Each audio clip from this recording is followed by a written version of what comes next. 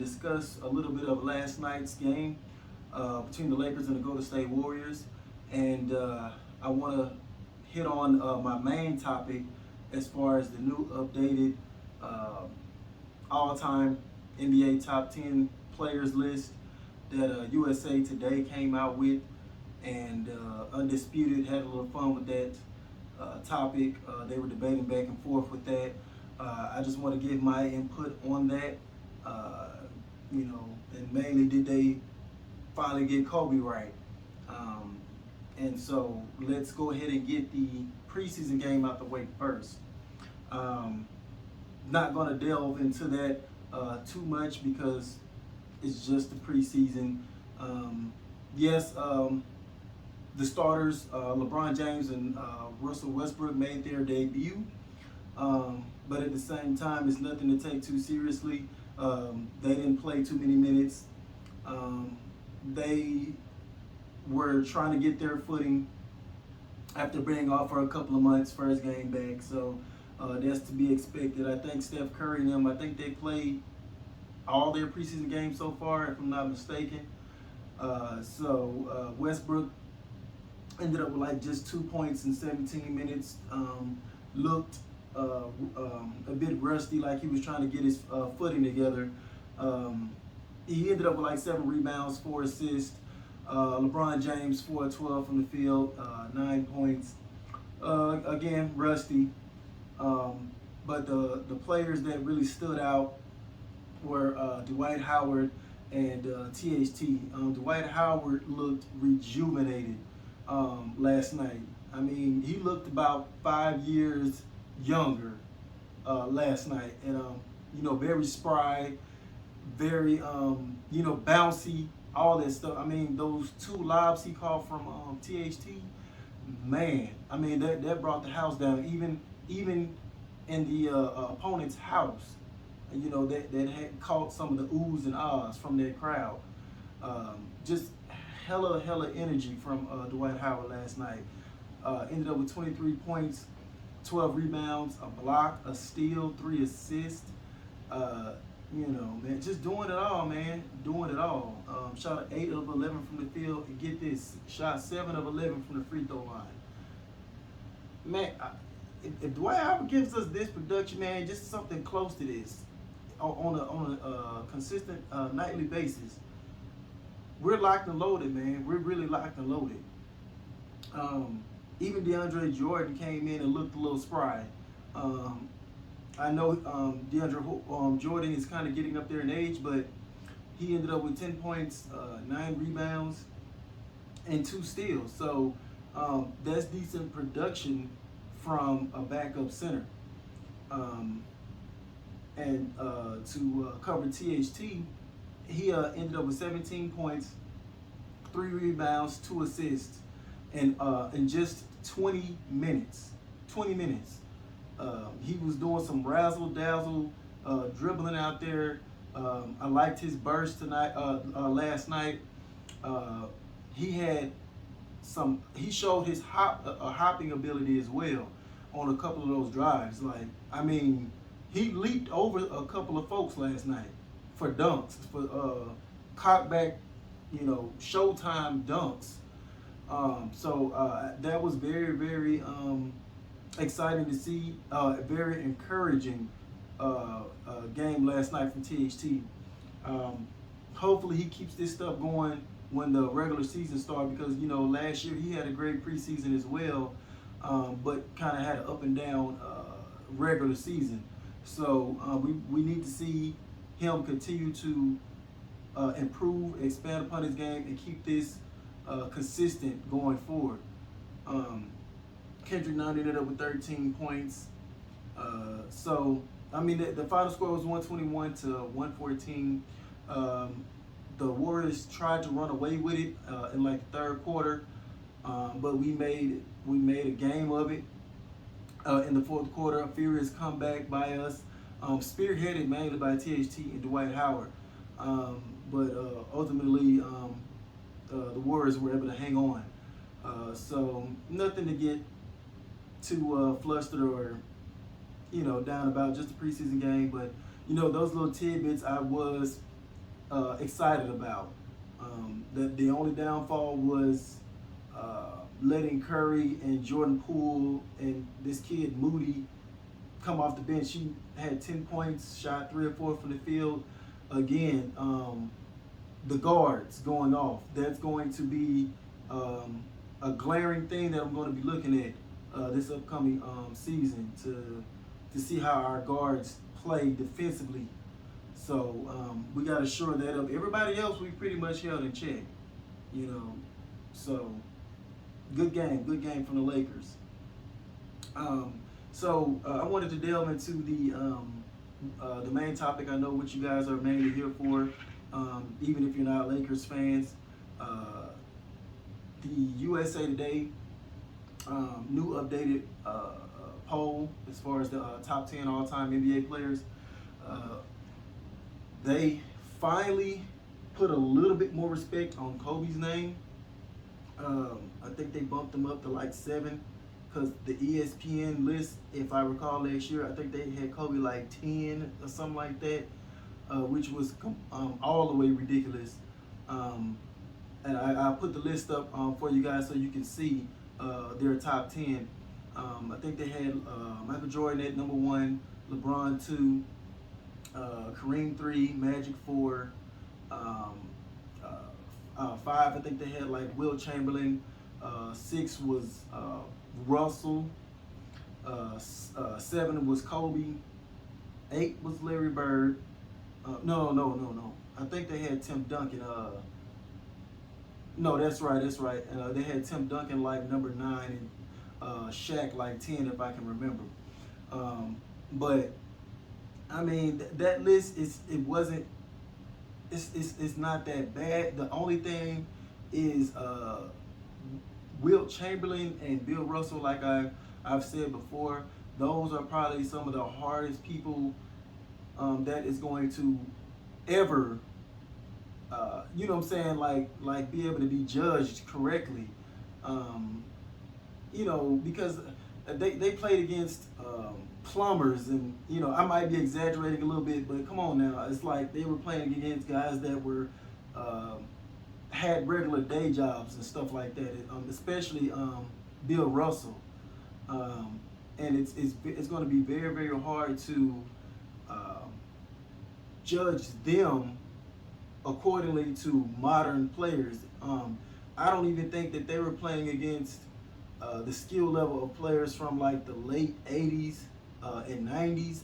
I don't even think they were playing against people on that caliber of skill on a nightly basis. And you know, Wilt Chamberlain, his stats alone, you would think would keep him in a top 10 list, but that the fact alone that, you know, he had those teams with Jerry West and all those guys, and you weren't able to win the big one against Bill Russell and them, you know. So for all those stats, it's like we need more rings to show for that. So if you weren't able to pull that out against Bill Russell and them, that kind of hampers your argument for you know, would you be able to dominate and win consistently today if you wasn't able to do that then? So that's kind of the gray area to me with Bill Russell and Wilt Chamberlain, and it's kind of I don't know. It's like, do they deserve to be in the top 10 list because of that? I who knows? I don't even think these so-called ESPN and USA Today, I don't even think they know. Because every time they come out with an updated list, it's kind of like up and down with those guys. So the main thing that I know that is consistent though is Michael Jordan being number 1 on all of these lists. And I'm sorry to burst a lot of bubbles, but Michael Jordan is. There's no question. Michael Jordan is probably the only player that is in another stratosphere, in another category from everybody else. And it just is what it is on that. I mean, the guy was the most lethal scorer ever, and one of the best defenders as well all time. Like wrapped up in the one killer mentality to go along with it. I mean, the guy had a stretch of 4 years in a row. I think it was like late 80s, early 90s, like 4 years in a row. It was like 30 plus points a game on like 50% shooting, 50-something% shooting. I mean, it's ridiculous. I mean, go Google it. It's ridiculous. That's like better than big men can't even do that. Are you kidding me? At a time where people was getting slung out of the air, elbow, teeth kicked in, and really no 3-point shooting. He averaged 30 something points on 50 something% shooting. Come on now, that's just ridiculous. Averaging like three steals a game. Beating all these Hall of Famers for rings. The only thing that you can really probably hold against him is early on in his career where, I think he lost in the first round or missed the playoffs one time. But the East back then was loaded. And, Michael Jordan was a pup coming in. East was loaded. They had all-time teams in the East with Larry Bird, the Pistons, the Bucks, the Cavs. I mean, the East was so dominant back then. So, I mean, really, if you want to nitpick, that's the only thing that you can do against Jordan. That's it. But he's in another stratosphere, man. So I don't understand why people try to make things as close as possible, and with other players, it's not close. Now, when we get to like the number 2 spots and the 3 spots, all this stuff is like up for debate. Like you can change and shift around depending on your cup of tea. If you want to go off just purely stats, if you want to go off rings, if you want to go off winning percentage, you know what I'm saying? There's many ways that you can. Different ways you can look at it and switch your list around when you go from that 2 to 8, 2 to 10 range. And some people, just because it might be their favorite player, they don't look at nothing else. Just because it was their favorite player, they might want to bump that player up higher than what that player is supposed to be. Now, I wanted to break down some of the idiotic things that these guys were saying on Undisputed. Like Shannon is my boy, man. I love a lot of what he says. In most part, he says some good things. But sadly, when it comes to LeBron, he becomes like a giddy girl, like a giddy cheerleader. Like all logic, everything just goes out the window. Nothing else makes sense but LeBron. I like to keep it fair. As much as I would like to see a Laker be like we like to have a Laker as a number 1 all time, like greatest player of all time, I have to be a realist about it. I'm a Kobe fan. My favorite player, my most favorite player of all time.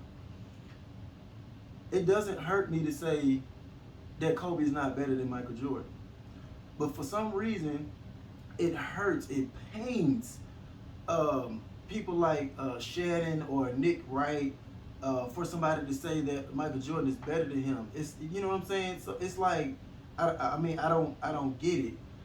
Just because we say Michael Jordan is the best player does not diminish or take away from X player's greatness. And I don't know. I don't get it. So he either goes into delusion mode and then he goes into let me start bashing other players to elevate my player. And that's not how we should do things as fans, because we got to think logically. He said stuff like, I know he always takes digs at Kobe, saying that he was not that efficient of a scorer, or goes to stuff like the longevity game. And we all know if it came down to longevity, yes, LeBron James holds that title. Unfortunately, a lot of other players, bodies either didn't hold up or they retired and they tried to come back. Whatever the case may be, they wasn't as fortunate to have as long longevity as LeBron. But Shannon likes to use that, and then all-star appearances. Okay, if you go off of all-star appearance and you go off just stats, you could have said that Drew Brees, based on he held the yards record. You could have said that, oh no, he's better than Tom Brady before Tom Brady just recently broke the record. You could have said that because since Drew Brees had the most yardage records, oh, he's better than Tom Brady. So you see why you just can't go purely off of stats. And I don't understand why a lot of people choose to do that. There's much more that goes into it. You have to put up good enough stats. You have to be the main guy on your team. You have to consistently win in the biggest moments. That proves your worth as an all-time great. Longevity goes into it as well, but all of those factors mixed in the pot determines how great that player was. And I just feel like Kobe continues to get disrespected in that regard. How do you go from winning with ex teammates, Shaq and those boys, then you turn around and win with a whole nother group back to back, and people still continue to spit on you like that was nothing? They just poo-poo that like that's nothing. Then you got Chris Broussard chime in, and he says the most ridiculous thing I've ever heard. And I consider Chris Broussard probably one of the smartest NBA analysts there is. So for him to say these things, it's almost like, who's paying y'all behind closed doors? Like, all right, say this negative stuff just to get clickbait about Kobe. Let's get people fired up and rattled and all that, and whatever the case may be. That's what it seems like for Chris Broussard to sit up there and say Kobe was not that efficient of a scorer. Okay, if Kobe wasn't that efficient of a scorer, who did it better than him? Who did it like him and better than him besides Jordan? I want anybody to answer me that. Name me somebody right now that did that better. You have to go off. Now, if you're going to pick people from today, maybe like a Kevin Durant and a Steph Curry, they shoot pretty efficient. But you got to consider as well the errors. They are playing in a more spaced out three-point shooting era where you cannot double team, you cannot triple team like you could back when Kobe was playing. And to prove you that, go look at the stats from I think it was like 05 to 08. Those specific years will tell you the whole story of how great of a scorer Kobe was. You know why? Because those were the years after Shaq and before Gasol, when he had Smush Parker on his team. Smush Parker as his sidekick. Those years, he averaged in the in that 33 range and shot around 46%. Get this. On a team with Smush Parker as his sidekick. And at that time, with no floor spacers like they have today, more defensive oriented, going against more defensive oriented teams at that time. No other all-star on the team with him. And he shot that efficient during that span. That right there tells you how much of a great, tough cover, a great scorer that Kobe was. For him to average 33 on 46% shooting with a team that bad, where you can almost just say, screw everybody else, let's quadruple team Kobe. And he still gave you 33 on 46% shooting, including an 81 point scoring performance.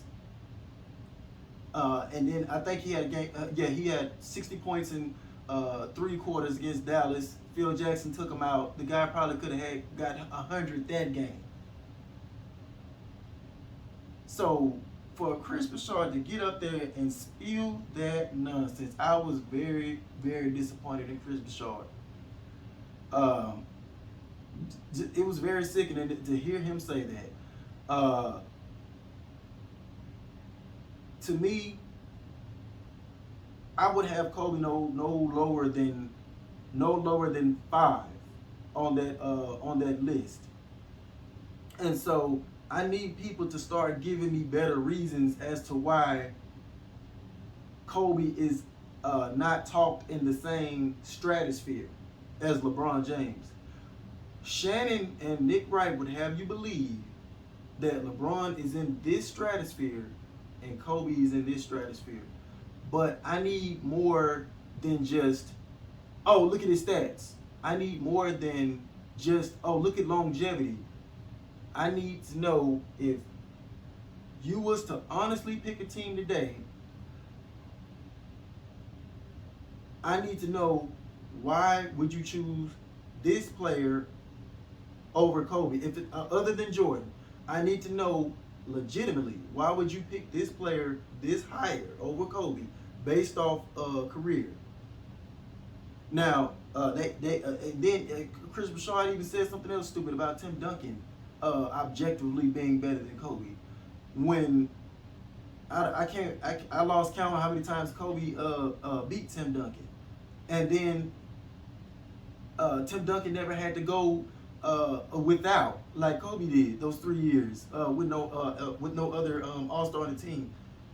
Tim Duncan played with a healthy, loaded squad throughout his whole career.